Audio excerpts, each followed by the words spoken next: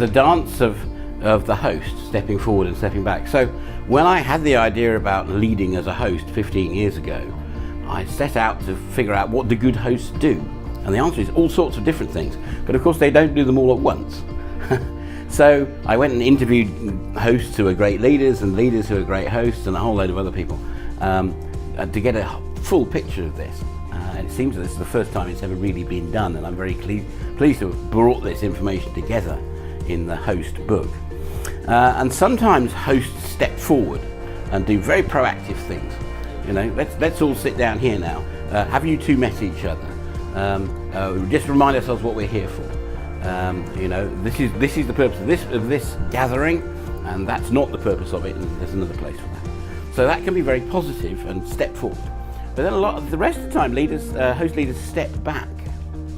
And so having set up the context, then they allow people to get on with it and to do the things and get out of the way, if you like.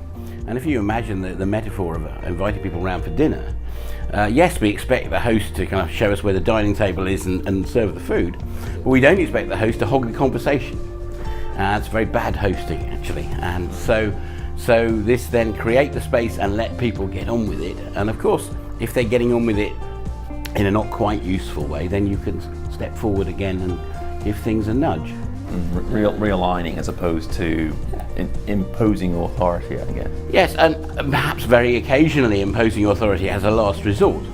You know, that is the role of the host in the end. If people are tearing up the carpets and hurling jam at the wall, you know, we have to, you know, we want to step in and stop that. But so the host has a huge repertoire of possible behaviours, ranging from being quite authoritative occasionally to being very, very enabling and facilitative quite a lot, and a lot of choice within that spectrum. But none of that it looks like making all the decisions, or, you know, dominating the conversation, or excluding people who need to be included. And you know, none of that looks like host leadership.